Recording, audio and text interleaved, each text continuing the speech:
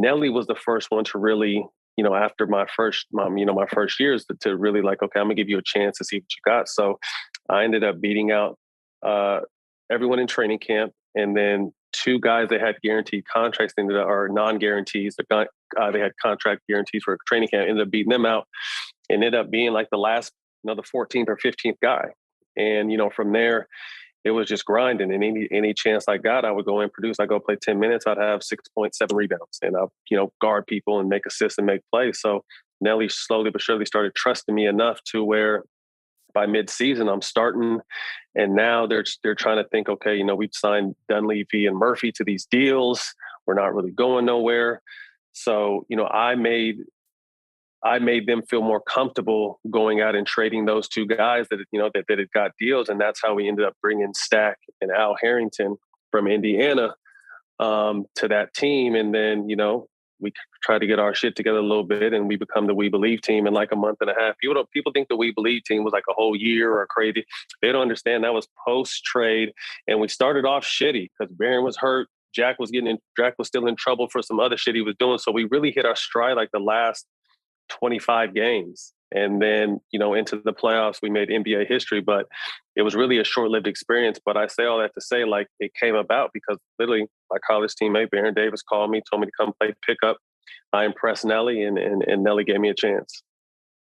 That's interesting. And so y'all have that last half of the year, play well, beat the Mavericks in the first round, lose to Utah in the second round. What happened the following year? Why didn't that team come back to the playoffs? Why didn't that team continue to trend upwards as opposed to just having that 1 year? So before this, Golden State, looking back on it now, and you learn the history, management and everything, and people don't understand how important management is. Winning starts at the top. Absolutely. And as a player, a younger player, you don't really realize that. You look at the players like, okay, we're going to be straight, but winning starts at the top. So Golden State had a history of getting people in and getting them out for some reason. They never really paid the right people. They never really built anything. So what happened was, and it's funny too, because I was just with Kevin Garnett a couple of days ago. He came over because we're working on a couple of projects, but we started talking about this shit. So we were supposed to trade Jason Richardson and our lottery or our pick that we had. I'm not sure if it was lottery, but I think it was because we ended up getting Brandon Wright. We were supposed to trade Jay Rich and our pick to get Kevin Garnett. And so that was, and I didn't really know how. I heard rumors until I finally had KG on the show, and then we really got into it when he was here the other day. So we were supposed to get Kevin Garnett that year, basically for Jason Richardson. So we would have added Kevin Garnett to that young team. And it was funny because we were over here talking the other day, just like, man, you guys were young and wild and off the court wild too. And I loved your energy, but I didn't know if I could have hung with y'all. But it was funny just to hear from his mouth. So he really considered. He said his three teams were.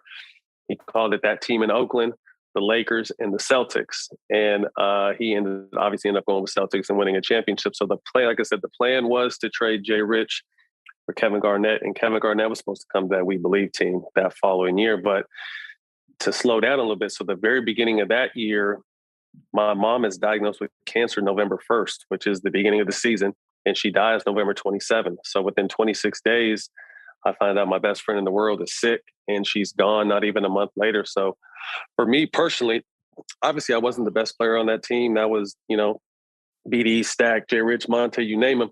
But I was like the heart and soul of that team, So, Sure. For me to kind of go down that next season, and my head is in the clouds, literally the first 3 or 4 months of that season.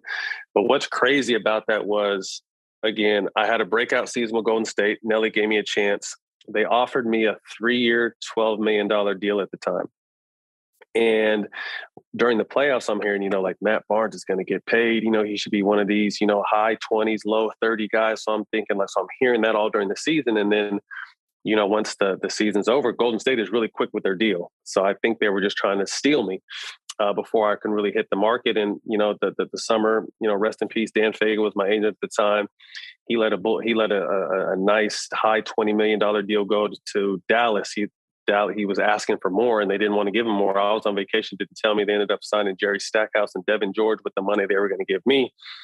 I ended up firing Dan and didn't take that deal, but ended up going back for like a $4 million deal to Golden State. So I say all that to say, when my mom died and I was finally kind of starting ready to play in January, Nelly pulled me to the side and said, "I'm glad you didn't take a long-term deal here. Your time here is up." I'm like, what the fuck, nigga? You know, my Whoa. mom just died, all this shit. Like, what the fuck? And one thing I always respect about Nelly is he was a straight shooter. There was no bullshit with him. I just didn't understand where it was coming from. And I think because I was in the midst of my mom dying, he was probably mad already in the preseason, obviously. But he couldn't really get on me or show me that because my mom had died. So I was just kind of in and out of it. So once I really felt like I was mentally ready to really get back in the mix, he pulls me to the side and tells me what he just told me. I'm like, what the this motherfucker right here? And bro, I barely played the rest of the season. So after that, I was out of there. But I think the That's fact crazy. that he gave me the opportunity to really get my career on track, which I appreciate. But as younger players, we want to get as much money as we possibly can. If someone's offering you 12 and you're hearing, high 20s, maybe even 30, I'm going to see what that is because we know how fast and small our window is. Ended up not working out, taking Absolutely. the $4 million deal, and he held that against me, man, unfortunately.